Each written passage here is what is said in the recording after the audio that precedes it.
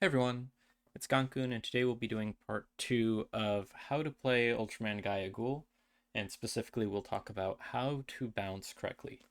So here in Gaia Agul, there is that unique mechanic where these effects from these four cards here can actually put a card back into your hand. So what this means is, for example, the level 2 Gaia, when you play this card, you can take the top card of one of your other double or triple Ultra Heroes and then put that effect card back in your hand and then do something else. So not a lot of other decks have this type of mechanic. So we'll kind of talk about how to best use this mechanic and then how these other situations might play out. So anyone else looking for more information about Gaia Ghoul, definitely check out the video we had on Gaia Ghoul. This is the deck list we'll be referencing off of for this specific setup.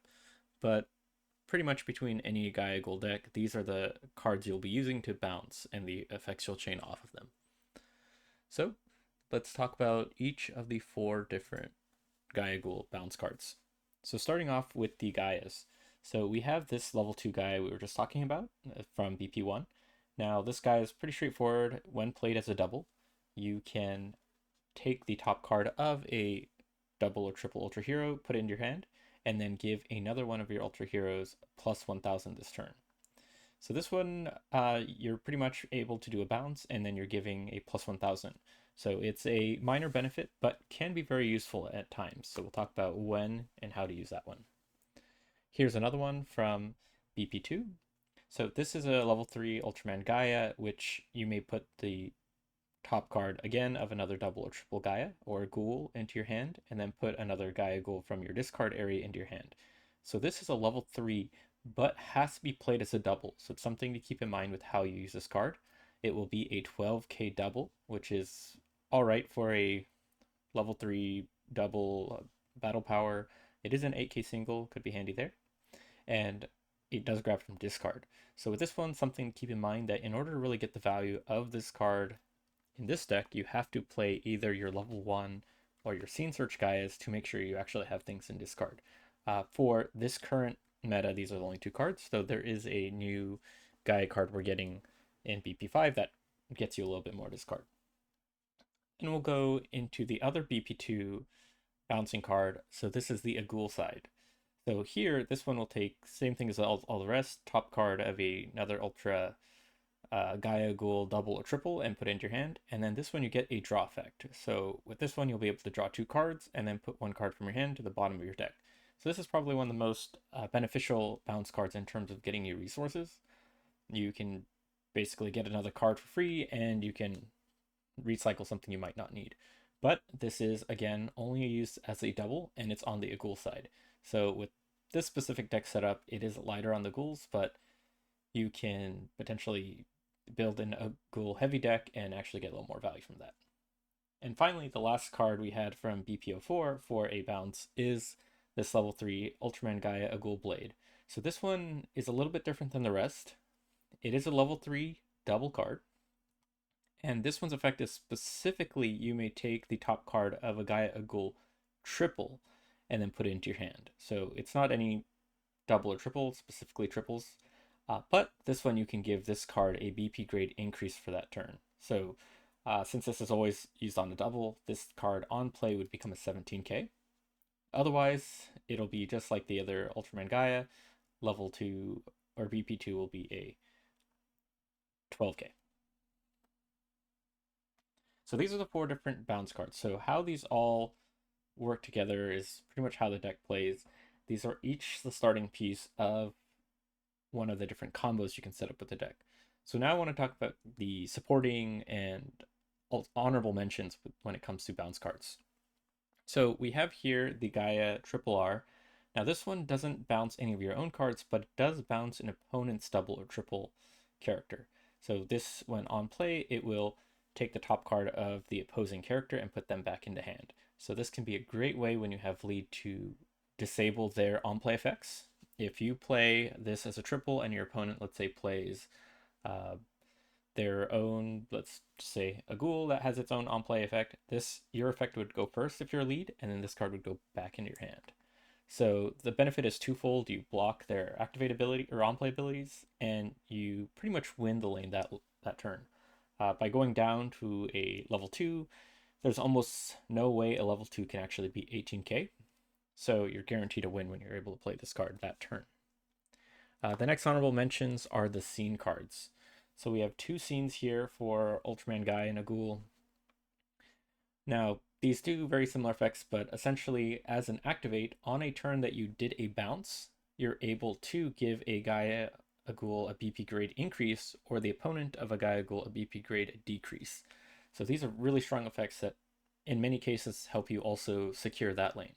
So if you have a turn where you're doing this bounce and you're able to activate your scenes, that's pretty much 2/3 of the way there.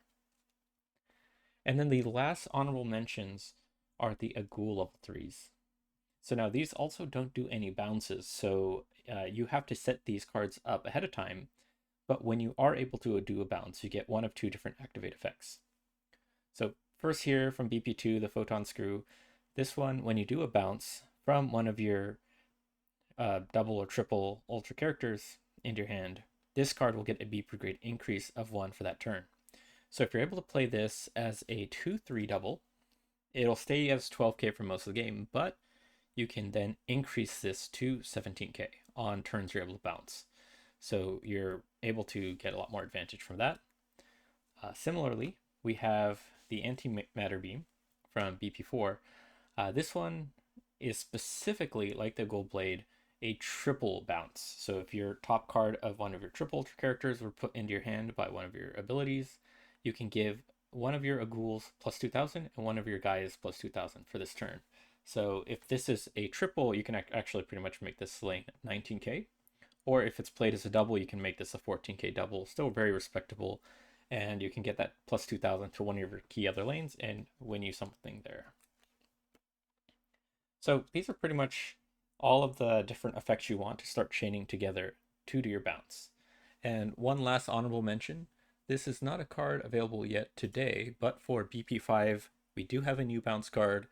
This is a level 2 Ultraman Agul we talked about that can bounce the top card of a double or triple. And if you do this as a single, you do have to pay an additional cost of discarding 1 card from your hand, which can be expensive depending on how you look at it, but we'll talk about when is a good time to use this one. So keep this one in mind. This will be a great closing card. So for today's video, we wanted to talk about what are different ways you can bounce and how to start putting them together. So for each of these 4 bounce cards, we'll talk about when to use them and what a turn with these might look like. So say we're playing this game and we'll use Ginga Victory as an opponent here. So for turn 1, you will have a bounce you can do. And let's say you are doing the Agul. So for your bounces, we'll talk about the early bounces. So for something like turn 2 or turn 3, these are the bounces you probably want to go after. So if you have in your hand something like this, where you have a level 1 and a level 2 Agul, this is one of the best early game bounces you can do because you're getting an extra card draw and it'll set you up well for the rest of the game. So if you have this in your starting hand, this could be a good lane 1, or you might want to use this as a lane 2. So what a lane 1 bounce would look like is you play this Agul turn 1, and then in turn 2, you have something like this. Let's say Ginga plays this, and you play something else here. So in order to get the effect of this card, though, you do have to do a bounce. So you would have to play some kind of 1-2 or 2-3 lane. Now, bear in mind that if you are bouncing this effect, depending on the setup, you don't get the effect of the card beneath it. So if you're able to do something like this, where you have like a vanilla level 1 where it doesn't have an effect anyways, and you're able to play 1-2, you can actually do a scene search and then bounce this again back to your hand. And if your opponent's board looks like this, you don't lose any momentum. And then you're able to draw your card, you both have level 1s, and it's all good. Now, something to keep in mind is with Gaia Agul, I do like to play as the next player from the start, because if you're lead player, and let's say you do that same move, and your opponent does something like this, they also want to play aggressive, and they play a 1-2 that turn. In this case, I would say it's very risky to bounce this card, and you may have to even forego this effect. So, because if you were to bounce this card back in your hand, yes, you do get another draw, but you're essentially behind on this lane. There's nothing you can really do to catch this up if your opponent decides to level it up next turn. In lane 1, you're a ghoul, unless you're able to get to these cards, you might be stuck at a 10k double if you don't have the level 3 in hand, and then you're at risk of losing this lane. And then using like Ginga specifically as an example, or they could play a 2-3 victory in that new lane, which will end up becoming like 17k, and you don't have anything much to really defend against this with the exception of like a ghoul blade. So in this case, as much as it may be painful, this is actually one where you might not want to bounce. But these early bounces, assuming your opponents aren't playing too aggressive, this is a great way to get this effect and draw cards. Now you also have the mirror of this card. So let's say you played a level 1 Gaia first. The mirror of this might be you level up your Gaia here, and you can either play this turn 2 and then turn 3 you can level it up, or if you desperately need a card, and let's say this was a vanilla Agul, you can play this right away and then you bounce your level up here. So now your level 1 is behind their Ginga lane in lane 1, but this lane is already 10k as a double. It might get you lead, or even if it's against a 1-2, if you have the card to level it up, you're still relatively safe, or you're able to get this to a 17k in lane 2 on turn 3. So these are different ways you might flip that level up and bounce, just to make sure you don't ever fall behind your opponent. So these are the two different types of bounces you might do with an early game Agul. Another type of bounce you could do early lane is a 2-3 Gaia here. So let's say your turn 1, you play the Gaia like this, and you play a Scene Search on turn 2. So Scene Search will definitely get you some good cards in your discard, and you're able to maybe get a scene and fill up your discard. So what you could do then is on turn 2, you play this, and depending on what your opponent's doing, you might choose to level this up right away. And if they're leveling it up as a single, this could be even better because you have a little bit more time to get your other lanes set up. Now with this, you'll bounce this card back in your hand, and then you'll be able to get a card from discard, which might be that last piece you really need, because if you're missing something important to get a Gaia triple on the field. So this one is still not my recommended and favorite bounce, because you are stuck with a 2-3 double of 12k that could be stuck there the rest of the game, but it's still a great way to get a card you might be missing in an emergency. Similarly, this could look something like this, where if your starting hand has no level 1s, you might still do this, play level 2 Scene Search, get a scene, get some stuff in your discard, and then on turn 2, you could play this and then level it back up. Now you will be behind on this lane and this lane, so it's a really risky move, but again, this could be something you do in a pinch where you just have a really bad hand and you really need some level 1s or 2s to get the rest of the game going. So usually if you're having to do this, it's already a bad spot, but this could be how you make the most of a hand that's mostly 2s and 3s in the beginning of the game. So these are the two bounces that you might want to do early game to get some additional resources to set you up. Now, when you're going into turn 3, we want to think about how do we actually win the game. So if you do have an Agul, you can do one of these level 3s as a support to help you win the game. When you're able to do your bounces later, this can become 19k and then give another guy a 2000 that should win you something. Or alternatively, maybe you didn't have the level 1 Agul, so you end up doing something like this in an early lane so that at a later point this can be bounced to 17k.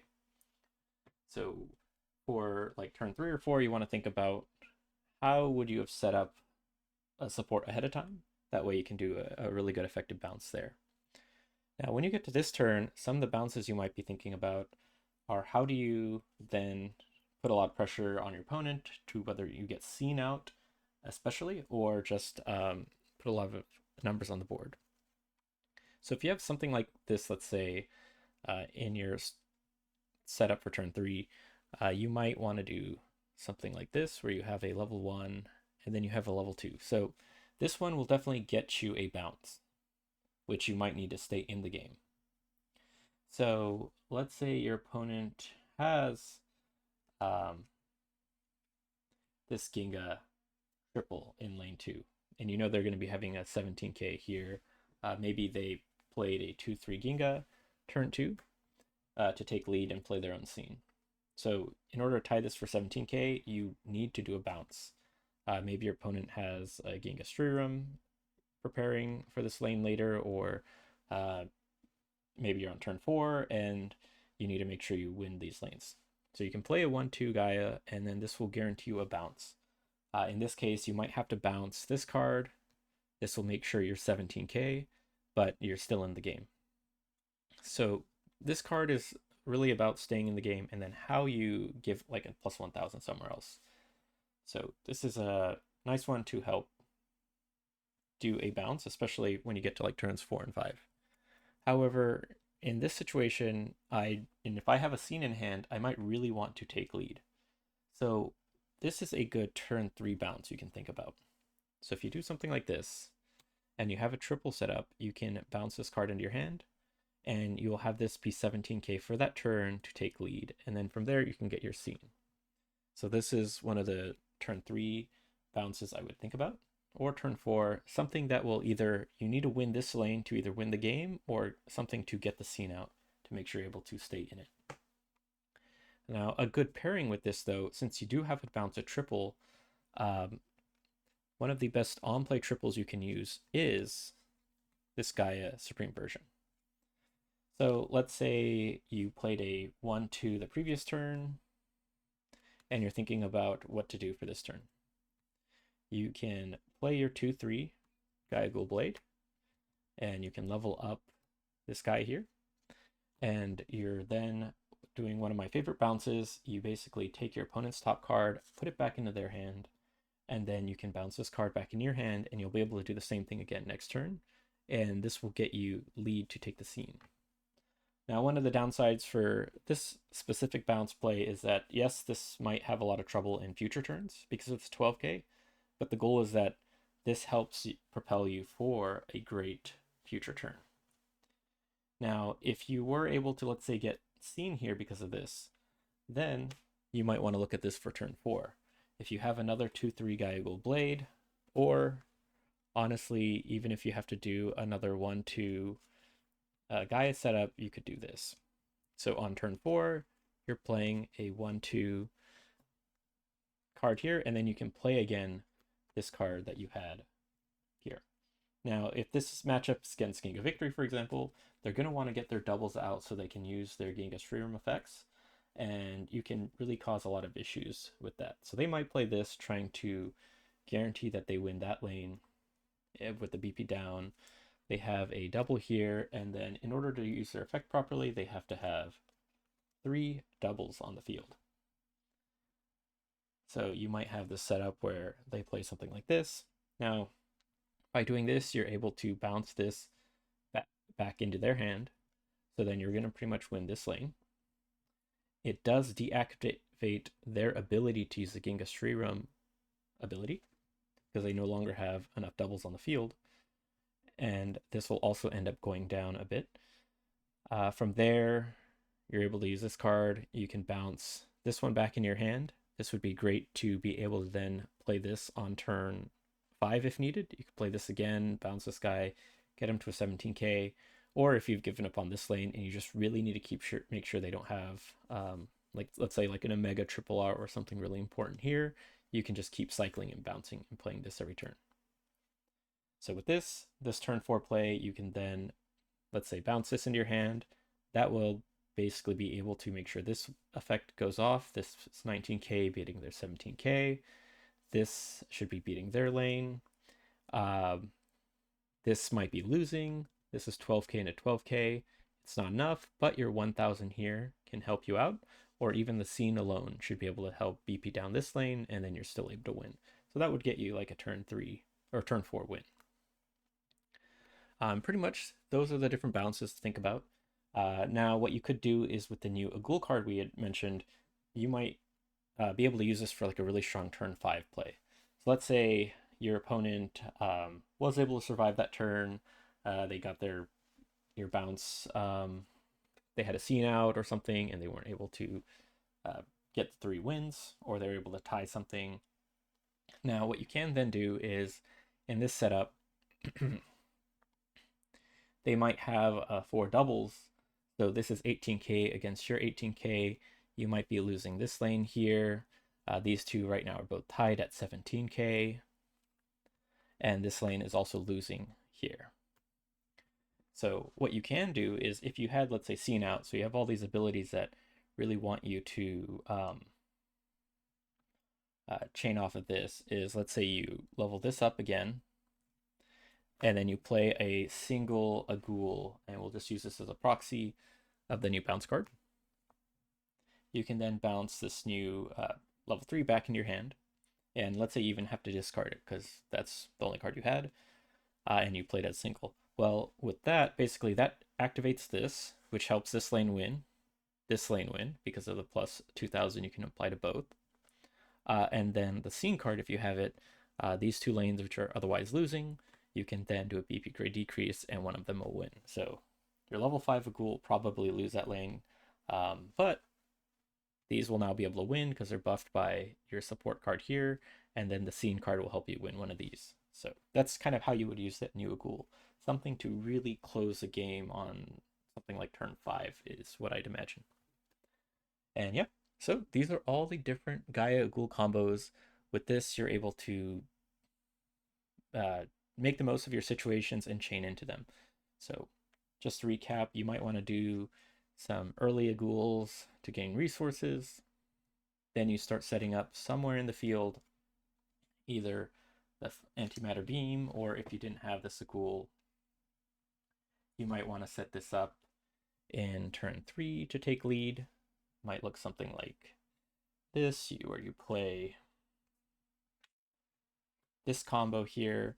You're able to do your typical Gaia bounce.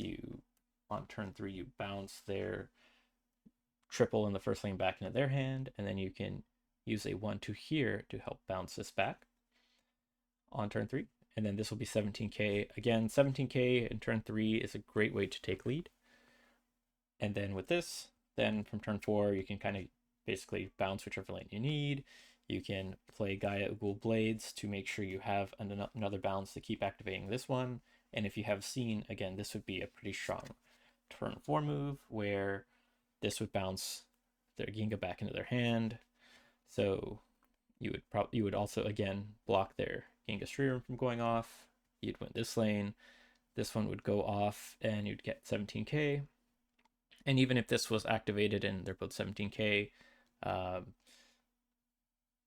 you can still use a scene to BP grade decrease that to win that.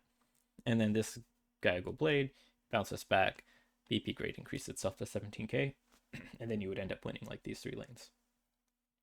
So this is pretty much all the different Gaia bounces.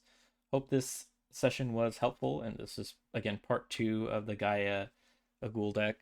See the other video for how to put the deck together in terms of ratios, but pretty much with Gaia Agul, any deck ratio kind of works. It's just really about how you want to set up these combos and then which ones you want to prioritize. For example, if you really want to focus on the Agul side, you do probably need more level 1 and level 2 Aguls. That way you can get this combo off more often. If you're trying to focus on the Gaia triples and the triple R, you probably need more level 1 guys to make sure you're able to get to those triples. And then if you're using like Gaia Agul Blade, same thing, you do need to make sure you're able to reliably get to a triple to then use these effects. So hope everyone enjoyed this. This was part 2 of the Gaia Agul deck profile, and see you next time.